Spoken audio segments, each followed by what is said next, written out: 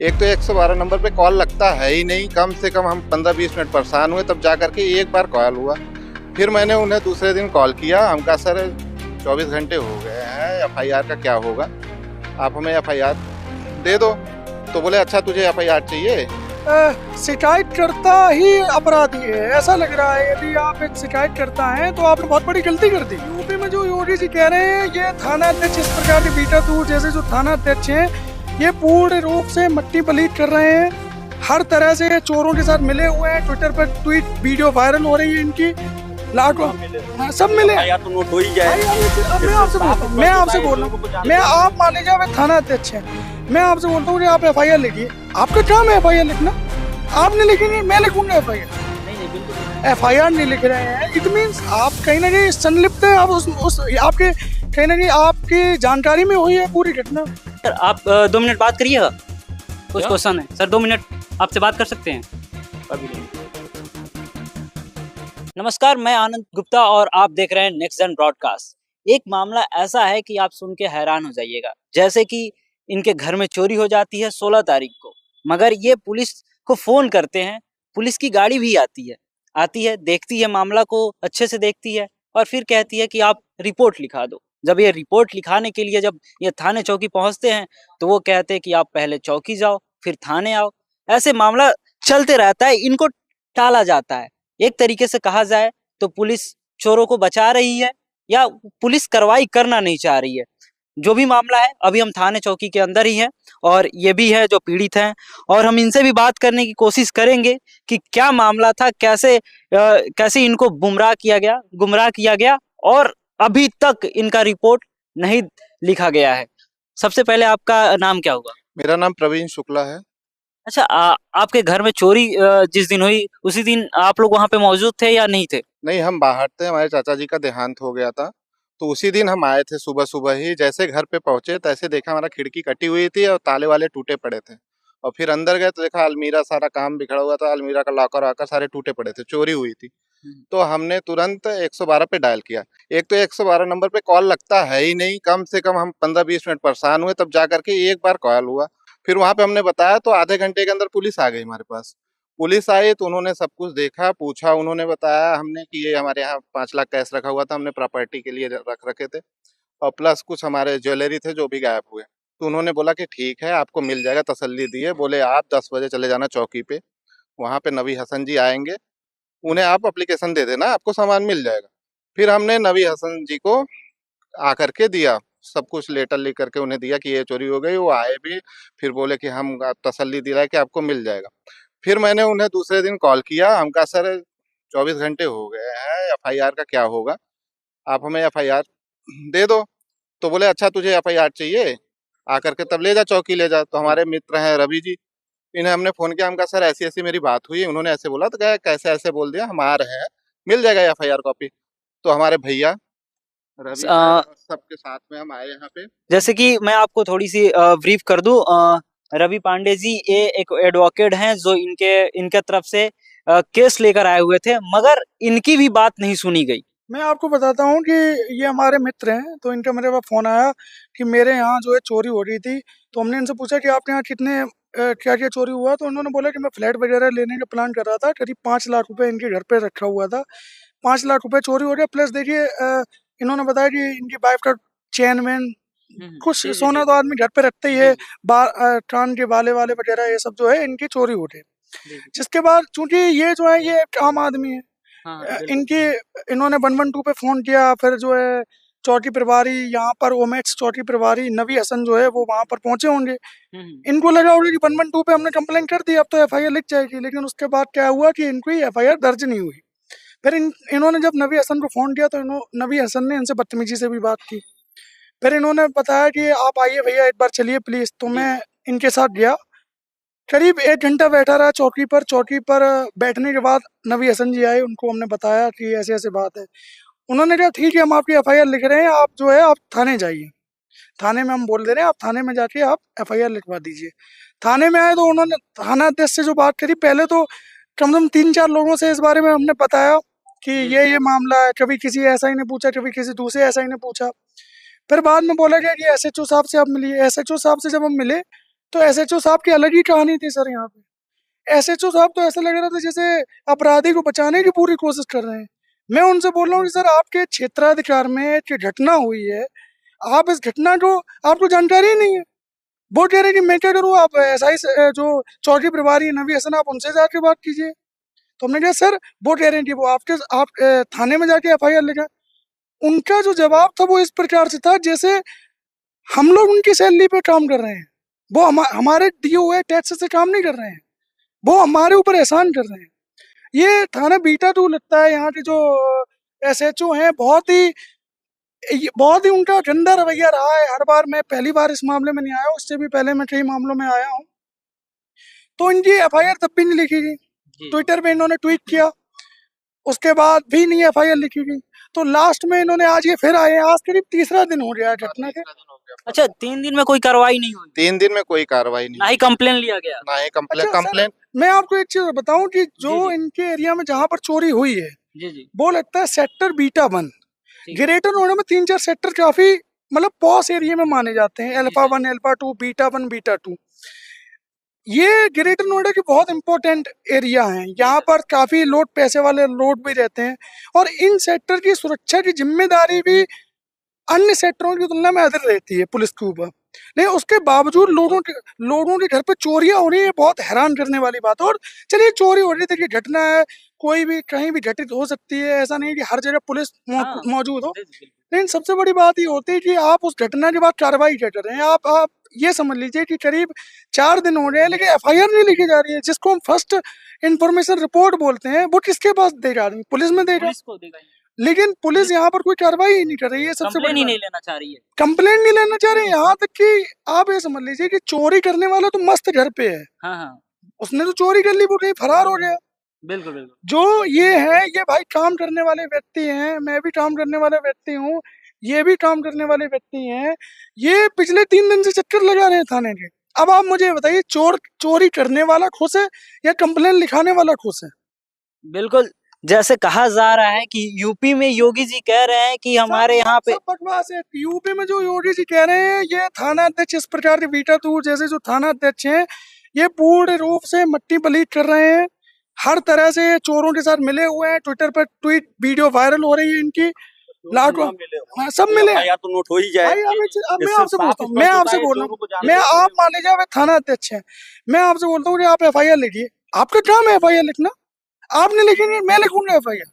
नहीं नहीं, बिल्कुल बिल्कुल, चलिए, थाने का काम है। अब देखिए होता क्या है, प्रोसीजर ये होता है, यदि थाने से एफआईआर ना लिखे, संकेत देता है कि इनको हिस्सा आता है। यदि थाने से एफआईआर ना लिखे, तो प्रोसीजर ये होता है कि हम कोर्ट के थ्रू एक एफआईआर 156(3) सीआरपीसी के तहत हम लिखवा सकते हैं। क्या अब हर आदमी को कोर्ट के थ्रू ही एफआईआर लिखवानी पड़ेगी? बिल्कुल बिल्कुल, ऐसी ये तो बहुत शर्मसार करने वाली चीजें हैं। और आइए हम एक बार चल के बात करने की कोशिश करते हैं। थाना जो बीटा 2 है जी, सर, जी। मैं आपको बताता हूँ, बहुत ही मतलब पॉश एरिया का ये थाना है, और ये कोई छोटा मोटा थाना नहीं है। ये ग्रेटर नोएडा का सबसे मुख्य जगह पर थाना है। लेकिन यहाँ पर जो है थाना अध्यक्ष है, मुझे लगता है कि कहीं ना कहीं भ्रष्टाचार की गतिविधियों में वो लिप्त होंगे, अगर उनकी जांच की जाए। मैं एक एडवोकेट हूँ, मेरे पास कई रिपोर्ट भी पेंडिंग रहती है इस थाने से। बहुत ही हमेशा से ये कोशिश की गई है कि अपराधियों को बचाने का प्रयास इस थाने के माध्यम से किया जा रहा है। जो भी यहाँ के थाना तो अध्यक्ष, इसका मतलब आपके कहने का मतलब ये है कि ये जो थाना है, ये अपराधियों से मिले भगत सरकार से। देखिए, संकेत तो यही मिल रहे हैं, लेकिन ये एंटी करप्शन को हमारी टीम ने जो है एक एप्लीकेशन डाला है इसके लिए कि थाना बीटा 2 का जो भी है आप सर्वेक्षण कीजिए। और सबसे हैरानी की बात है, देखिए, चलिए आप एफआईआर नहीं कीजिए, लेकिन आप कम से कम जो आदमी शिकायत लेकर आया है उसकी बात तो सुनिए आप, कि आप उससे बोलेंगे आप इधर जाइए, आप उधर जाइए, आप उनसे मिलिए, आप उनसे मिलिए। इस प्रकार का जो रवैया है, ये थाना की तरफ से यहाँ पर किया जाता है। देखिए, मैं तो एक एडवोकेट हूँ, हमारा तो काम है, हमारे पास क्लाइंट आता है, अपनी समस्या बताता है, उस समस्या को जो है हम कोशिश करते हैं कि उसका सोल्यूशन हो। जी जी, अब ये हमारे जानकार है, तो इसलिए इसको थोड़े पर्सनल लेवल पे मैं मैनेज कर रहा हूँ अपनेपन से। नहीं तो मैं कोर्ट के थ्रू 156(3) सीआरपीसी के तहत जो है मुकदमा के लिए एप्लीकेशन फाइल करता। लेकिन हर आदमी कोर्ट कचहरी थोड़ी नहीं कर पाएगा। जी जी। अफसोस इस बात का होता है, क्या नाम है सर आपका? मेरा नाम आनंद है। आनंद जी, अफसोस इस चीज का होता है कि जब हम लोग कोई भी चीज खरीदते हैं, मान लीजिए हमने 100 रुपए का कोई भी चीज प्रोडक्ट खरीदा तो उस जी पर सर। 18%, 5% यदि आप रेस्टोरेंट में खाना भी खाते हैं तो जी, जी, 5% आपका टैक्स लग जाता है। जी, जी। खैर अब तो वो टैक्स कम कर दिया, लेकिन फिर भी आप कुछ भी लेते हैं, आप रोड पे चल रहे हैं टोल टैक्स, आप गाड़ी खरीद रहे हैं टैक्स दे रहे हैं, आप बिल्कुल, कपड़े बिल्कुल, खरीद रहे हैं टैक्स दे रहे हैं। हैरानी की बात है कि हम ये टैक्स किसके लिए दे रहे हैं? बिल्कुल। हम ये टैक्स इसीलिए तो दे रहे हैं कि हमें बेहतर सुरक्षा, लाइट की व्यवस्था, बिजली, हमें सड़क, सारी सुविधाएं, सड़क हमें पानी। मिले। लेकिन जब ये आदमी कोई व्यथित है, कोई परेशान है, तो जाहिर सी बात है वो कहाँ जाएगा? बिल्कुल, बिल्कुल। अब अगर आदमी खुद जाके किसी के साथ मारपीट कर दे तो वो अपराधी, अपराधी हो जाएगा। थाने में जाए तो वो तो उसके साथ ऐसे सलूक किया जा रहा है जैसे वो अपराधी खुद हो। बहुत ही शर्मनाक है और इनके जो थानाध्यक्ष हैं इनके ऊपर कड़ी से कड़ी कार्रवाई होनी चाहिए। आप देख सकते हैं ये क्या है, इनकी क्या गलती है बताइए आप? ये इनके घर पे चोरी हुई है जी, ग्रेटर जी, नोएडा से। अब मैं अगर ग्रेटर नोएडा, आप एक चीज बताइए, आप गांव देहात में रह रहे हो, जी, जी, आप कहीं रह रहे हो ऐसी जगह पर रह रहे हो जहाँ पे आपकी कोई सुरक्षा ना हो, तो मैं मानता हूँ कि आपके घर पे चोरी होना लाजमी है। जी, जी, लेकिन आप ग्रेटर नोएडा जैसी जगह रह रहे हैं, वहां से आपके घर में चोरी हो रही है, जी, जी। पुलिस को कुछ पता नहीं। चलो चोरी हो रही है, पुलिस एफआईआर भी नहीं लिख रही है, बहुत पुलिस को शर्मनाक है जी। पुलिस को एफआईआर तो लिखनी चाहिए। आप यदि मैं आपको चैलेंज दे रहा हूँ, आप अगर बात करेंगे ना तो आपसे भी बात नहीं करेंगे, इतने आई वीआईपी हैं थाना अध्यक्ष। आइए चल के बात करते हैं। आप कर लीजिए, आपसे बात नहीं करेंगे।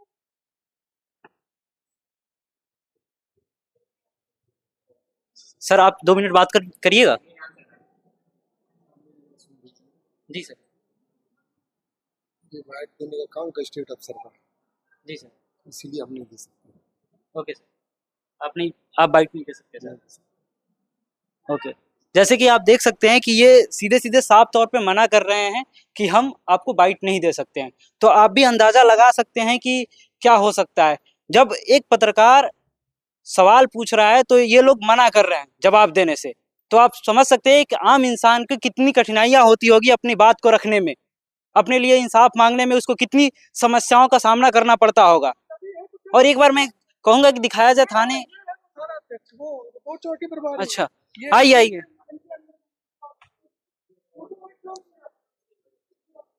सर आप 2 मिनट बात करिएगा। कुछ क्या? क्वेश्चन है सर, 2 मिनट आपसे बात कर सकते हैं? अभी नहीं। सर ड्यूटी से संबंधित क्वेश्चन है। जैसे सर जैसे देखिए बाद में करना कह के टाले जा रहे हैं। देखिए अगर हम जबरदस्ती इनसे बात करने की कोशिश करेंगे तो सरकारी काम में बाधा डालते हुए हमारे ऊपर केस एफआईआर दर्ज कर देंगे, मगर जहां एफआईआर दर्ज करना चाहिए वहां ये एफआईआर दर्ज नहीं करेंगे, क्योंकि एक आम इंसान के घर में चोरी हो जा रही है मगर थाना प्रभारी पूरा बैठे पड़े हैं। यूं कहा जाए तो पैरों पे पैर चढ़ा के बैठे पड़े हैं, और जब उनसे सवाल किया जाता है तो कह रहे हैं कि हमारे पास टाइम नहीं है, अभी हम ड्यूटी में हैं। आप अंदाजा लगा सकते हैं कि क्या ड्यूटी कर रहे हैं। जब उनसे सवाल किया जा रहा है तो वो जवाब नहीं दे रहे हैं, और ऊपर से वो एफआईआर तक नहीं रजिस्टर कर रहे हैं, ना ही कंप्लेन ले रहे हैं। एक तरफ योगी जी कहते हैं कि हमारी सुरक्षा व्यवस्था सबसे बढ़िया है, 5 लाख 7 लाख रुपए की चोरी हो जा रही है, घर में दरवाजे काट के खिड़की काट के चोरी हो रही है, मगर फिर भी ये लोग एक एफआईआर, एक कंप्लेन लिखना नहीं चाहते हैं। तो इसका मतलब साफ साफ यही निकलता है कि आप चोरों के साथ मिले हुए हैं, आपकी मिलीभगत सरकार है, आपको चोरों से पैसे ले रहे हैं, इसीलिए आप तो रिपोर्ट नहीं लिख रहे हैं। अच्छा आपने अभी देखा, आप एक पत्रकार हैं जी जी और आप एक चैनल, एक नेशन ब्रॉडकास्ट जो है काफी अच्छा बड़ा चैनल है, मैं वीडियोस देखता हूँ।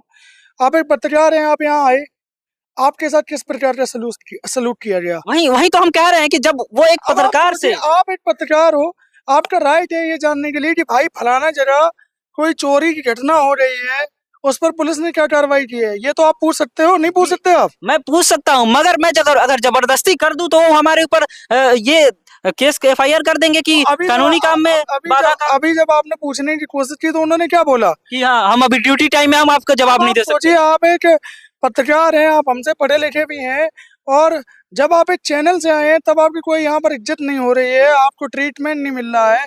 वहीं दूसरी ओर जो आम आदमी है बेचारा, जो 15-15, 20-20 हजार रुपए की नौकरी कर रहा है, 30 हजार की जॉब कर रहा है, जो घर से ऑफिस से घर जा रहा है, जिसे कोर्ट कचहरी के बारे में ना तो सी पता है ना थाने का टी पता है, ठीक, वो व्यक्ति अब बताओ कैसे इनसे डील करे? ये तो कहीं ना कहीं ऐसा लग रहा है जैसे मतलब शिकायत करता ही अपराधी है, ऐसा लग रहा है। यदि आप एक शिकायत करता है तो आपने बहुत बड़ी गलती कर दी। जी जी। और सबसे बड़ी बात ये है कि अगर आप थाने के पास आके अगर थाने इंचार्ज से अगर आप कुछ सवाल करते हैं तो वो एकदम से मुंह छुपा के भाग रहे हैं। वो सवाल का जवाब देने से क्यों कतरा रहे हैं? अगर अगर वो चोरों के साथ नहीं मिले हैं, अगर उनकी कोई ऐसी मिली भगत सरकार नहीं है तो वो ऐसे क्यों भाग रहे हैं? उनको जवाब देना चाहिए ना सर। और सबसे हैरानी की बात सर, इतना सब मीडिया कवरेज होने के बावजूद जो है ये नहीं कहा जा रहा है कि आप आइए, आपका एप्लीकेशन हम लेंगे। हाँ। अभी भी ये यहीं पे घूम रहे हैं। अभी भी उन्हें डर नहीं है, उन्हें अभी भी किसी बात का डर नहीं अभी भी थाने का कोई आदमी नहीं बोल रहा है कि अच्छा आप बताइए आपकी समस्या क्या है, हम आपकी समस्या सुनते हैं। अभी भी कोई चिंता नहीं है, बहुत रिलैक्स होके आप देख सकते, कोई मतलब ही नहीं। क्योंकि इनको लगता है ना कि इनके ऊपर कोई है ही नहीं। इनको ये लग रहा है कि इनके ऊपर कोई है नहीं और इनके ऊपर कोई जा नहीं सकता है। बड़ी बात यही मुझे तो ऐसे लगता है कि कहीं ना कहीं देखिए सब मिली भगत है, लीपा पोती है, कहीं ना कहीं चोरों के साथ में इनके हो सकता हो संबंध हो। देखिए आप किसी को बचाने के कब क्यों बचाएंगे आप किसी से? उनकी संबंध है तभी तो बचा रहे हैं, तभी तो कुछ बोल नहीं रहे। आप चोर आपके रिश्तेदार हैं या चोर आपकी जानकारी में है, आप तभी तो बचाएंगे उन्हें। जी जी बिल्कुल बिल्कुल। आप ऐसे कैसे किसी को बचाएंगे? आप अपनी नौकरी दांव पर लगाकर आप एफआईआर नहीं लिख रहे हैं, इट मीन्स आप कहीं ना कहीं संलिप्त है। आप उस आपके कहीं ना कहीं आपकी जानकारी में हुई है पूरी घटना। जहाँ पे एक तरफ सरकार बात करती है हम महिलाओं को सुरक्षा देंगे, हमारी जो माता बहनें हैं वो अभी के टाइम में सुरक्षित है, पहले से ज्यादा अभी सुरक्षित है। इस तरीके से सुरक्षित है कि घर में चोरी हो जा रही है और आपकी पुलिस प्रशासन एक एफआईआर नहीं लिख रही है। क्या यही आपकी पुलिस प्रशासन की व्यवस्था है? यही प्रशासन व्यवस्था है आपकी क्या योगी जी? आप कहते हैं कि कोई गलत कर रहा है तो हम उसको छोड़ेंगे नहीं। अब किसको कैसे छोड़िएगा जब आपके खुद प्रशासन आपकी गलत कर रही है? तो हम लोग उस समय से लगभग हमको यहाँ पे आए हुए आधे घंटे से ऊपर हो चुके हैं। हम आधे घंटे से बोले जा रहे हैं, इतना कुछ बोले, मगर इनके ऊपर ऐसे जू रेंग रही है, ऐसे लग रहा है कि ये पैरों में तेल लगा के आराम से सोए हुए हैं। तो बाकी हम और चीजों पे हम चर्चा करने की कोशिश करते हैं, मगर क्या करें, ये जवाब देने से कतरा रहे हैं, भाग रहे हैं। जैसे कि अभी हम लोग बीटा 2 थाने के अंदर ही है और अभी हम लोगों ने यहाँ पे बात करने की कोशिश की पुलिस वालों से, तो वो तो बात नहीं कर रहे थे। मगर जो कमिश्नर साहब का हेल्पलाइन नंबर है, हम उनके पास भी कॉल कर रहे हैं। आपके सामने भी एक बार कॉल करते हैं, देखिए उनका नंबर हम आपको बोल देते हैं 8595902501। और देखिए हमारा जो फोन कर रहे हैं तो लगातार काटा जा रहा है, कहा जाए तो वो भी फोन नहीं उठा रहे हैं। और एक अगर कोई आम पब्लिक अगर उनको फोन करे और सहायता के लिए फोन करे, देर रात को फोन करे, तो क्या फोन उठाएंगे? जब अभी मैं आपको टाइम बता दूं कितना हो रहा है, अभी 3:35 हो रहे हैं। अभी 3:35 हो रहे हैं, अभी वो ड्यूटी टाइम में होंगे, फिर भी वो फोन नहीं उठा रहे हैं। तो आप अंदाजा लगा सकते हैं। और इधर थाने में आए रिपोर्ट लिखाने के लिए आने पे कोई भी इंचार्ज, थाना इंचार्ज या कोई भी अधिकारी रिपोर्ट लिखने से मना कर रहा है। एक तरफ जो सरकार कहती है ना कि हमारी सुरक्षा व्यवस्था बहुत अव्वल है और कोई अगर गलत करता है तो हम उसे छोड़ेंगे नहीं, तो सर हम यही कहेंगे कि योगी जी एक बार आइए, अपने बीटा 2 थाने इंचार्ज से आप एक बार मिलिए, बात करिए कि अगर गलत हो रहा है तो क्यों वो एफआईआर लिखने से मना कर रहे हैं। हेलो, जय हिंद सर। जय हिंद, बोलिए सर मैं नेक्स्ट जन ब्रॉडकास्ट की तरफ से बात कर रहा हूं सर। अभी हम बीटा 2 थाने चौकी पे आए हुए थे सर। यहाँ पे एक मामला था सर कि यहाँ पे एक पीड़ित है जो एफआईआर लिखवाने के लिए आए हुए थे। हेलो सर, मेरी आवाज आप सुन रहे हैं? क्या हो गया, बोल। तो सर यहाँ के जो थाने चौकी के जो भी इंचार्ज हैं वो एफआईआर करने से मना कर रहे हैं। अच्छा, क्या हो गया, घटना क्या हो गई थी? सर इनके घर में चोरी हुई थी 16 तारीख को। दरवाजे तोड़ के, खिड़की काट के चोरी की गई थी। 5 लाख रुपए, जेवरात, गहने वगैरह सब थे। अच्छा। हाँ, और ये 16 तारीख को इन्होंने 112 पे फोन किया। 112 की तरफ से टीम भी आई। चौकी में मत जाओ, थाने पे जाओ। थाने पे सर अभी हम थाने पे ही हैं हम लोग। ये 4 दिन से लगातार थाने पे आ रहे हैं सर। एफआईआर के लिए? 4 दिन से थाने पे आ रहे हैं और कभी बोलते थे चौकी जाओ थाने जाओ, चौकी जाओ थाने जाओ, यही सिलसिला चल रहा है, लाइव चल रहा है सर। एसएचओ से बोलो, एसएचओ से। एसएचओ सर कह देते हैं आप उनसे बात करो, एसआई साहब से, नबी हसन से। सर एसएचओ तो सही से बात तक नहीं करते हैं आम आदमी से। विनोद कुमार है ना वहाँ? हाँ विनोद कुमार है जी, सही से बात तक नहीं करते, उन्हें बात करना नहीं आता। अभी मैं बोलता हूँ सर मैं बोल रहा हूँ विनोद कुमार जी का भी सचो वो फोन नहीं उठा रहे हैं। एसआई हम लोग आए थे तब उस समय जब कॉल कर रहे थे, वो बोल रहे हैं जब तक एसआई फोन नहीं उठाएगा हम नहीं करेंगे, बस ऐसे ही दौड़ा रहे हैं। करीब सर 2 घंटे बाद सर हमारे घर पे ही चोरी हुई है। सर करीब 2 घंटे बाद तो मिलने को मिलता है उनसे। पहले कम से कम 10 पुलिस वालों से बात करनी पड़ती है। आज चीफ मिनिस्टर आए हुए थे वो सब। क्या जी? मैं भी बोल रहा हूँ, अभी चीफ मिनिस्टर गए हैं, अभी हम लोग भी फ्री हुए हैं। सर 4 दिन हो गए सर, 16 तारीख से सर अभी 5 लाख की लूट हुई है सर। मैंने एक ही बात मत रिपीट कीजिए, मैंने बोला विनोद कुमार को मैं बोल रहा हूँ, फिर तुम्हें अटेंड करेगा। ठीक है सर, कार्रवाई होगी करेगी सर। वो और जब हम उनसे सवाल किए तो वो हमसे ऐसे कह रहे हैं कि हम इसका जवाब नहीं देंगे, ऐसा क्यों सर? मैं बोल रहा हूँ। तो जैसे कि देखिए अभी हमारी एसीपी साहब से बात हुई और उन्होंने कहा कि अभी वो फ्री हुए हैं क्योंकि सीएम साहब आए हुए थे, चीफ मिनिस्टर आए हुए थे, योगी आदित्यनाथ जी आए हुए थे। सबसे बड़ी बात मैं आपको बता रहा हूं, योगी आदित्यनाथ जी आए थे, इस कारण से एफआईआर दर्ज नहीं हो रहा था। आप तो योगी आदित्यनाथ जी, आप तो कहते हैं कि हमारी सुरक्षा व्यवस्था सबसे बढ़िया है, मगर आपके आने के कारण एक एफआईआर दर्ज नहीं हो रहा है और एक आम आदमी 4 दिन से परेशान हुए जा रहा है। यही आपकी सुरक्षा व्यवस्था है। और अभी हमारी एसीपी से बात हुई है और रिकॉर्ड भी हुआ है, आप सुन भी सकते हैं। उन्होंने कहा कि अभी वो बात करते हैं और अभी यहाँ के जो एसआई हैं वो हम लोग को अटेंड करेंगे। एसीपी से उस दिन भी बात की थी। अच्छा, एसीपी से उस दिन भी बात की थी, दोबारा फोन नहीं उठाया उन्होंने। मेरे पास कॉल हिस्ट्री है। एक बार फोन काटने के बाद उनको सारी समस्या बता दी कि एफआईआर नहीं लिखी जा रही है, पर जब दोबारा फोन कर रहे हैं तो फोन नहीं उठा रहे हैं। तो ये है आपकी सुरक्षा व्यवस्था। 2027 में लोगों ने मूड बना लिया है इस प्रकार की, अगर इनकी पुलिस की व्यवस्था रहती है 2027 में मुझे नहीं लगता कि योगी आदित्यनाथ को 8 भी सीट मिलेगी। इनकी पुलिस व्यवस्था जो है वो मनमर्जी करते हुए दिखाई दे रही है। अधिकारियों के फोन नहीं लगते हैं। मैं एक एडवोकेट हूँ, मुझे आए दिन अधिकारियों से बात करनी पड़ती है, तो कोई भी अधिकारी आपका फोन नहीं उठाएगा। आपने यहाँ के जो पुलिस कमिश्नर है उनको आपने कांटेक्ट किया, आपका फोन नहीं उठाया उन्होंने। जी जी बिल्कुल। आप यदि आम आदमी हो, आप पिटते रहें, थाना अध्यक्ष आपकी एफआईआर लिखेगा नहीं। और ये ऐसा मामला नहीं, मेरे पास एक मामला और है। जी जी, ये मामला है मेरे पास, आपके चैनल पर ही एक वीडियो पड़ी हुई है। जी जी। उसमें एक शख्स के साथ सरकारी अस्पताल में मारपीट हो रही है। आप सोचिए, सरकारी अस्पताल में मारपीट हो रही है। और पुलिस कहाँ थी? पुलिस कहीं नहीं थी। और वहाँ पे कुछ कांस्टेबल होते हैं जो देख रेख के लिए, वहाँ के जो सरकारी अस्पताल में जो है प्राइवेट गार्ड उनके कुछ होंगे, उन्होंने मारपीट करी एक पेशेंट के साथ। जी जी। और जब वो पेशेंट एफआईआर लिखाने गया तो वो उसकी अभी तक एफआईआर नहीं लिखी गई है। 5-6 दिन, उसके भी शायद 8-9 दिन हो रहे हैं। ये एफआईआर क्यों नहीं? एफआईआर नहीं लिखने का रीजन क्या चल रहा है, समझ में नहीं आ रहा है। कहीं ना कहीं देखिए, मुझे जो दिखाई देता है, मुझे ऐसा लगता है कि इनका पैसा बंधा हुआ है। खासकर ग्रेटर नोएडा में क्या है, पैसे वाले लोग बहुत हैं।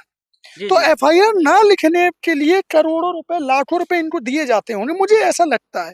क्योंकि ग्रेटर नोएडा में बहुत लोगों के पास पैसा है, लोग इन कानूनी विवादों से बचना चाहते हैं। तो मुझे ऐसा लगता है कि कहीं ना कहीं जो है ये सब मिले हुए हैं। और अगर इस प्रकार का रवैया रहता है तो कहीं ना कहीं 2027 में योगी आदित्यनाथ जी, आप उम्मीद ना करें कि आपकी सरकार जो है दोबारा उत्तर प्रदेश में बनेगी। ऐसे तो ये तमाम घटनाएं होती रहती है और ऐसी घटनाएं बहुत शर्मसार करती है। ऐसे तमाम घटनाओं से हम पर्दा हटाते रहेंगे और आपके सामने सरकार की सच्चाई लाते रहेंगे। ऐसी तमाम खबरों को देखते रहने के लिए आप हमको सब्सक्राइब कर सकते हैं, फॉलो कर सकते हैं नेक्स्ट जन ब्रॉडकास्ट को। तब तक के लिए जय हिंद।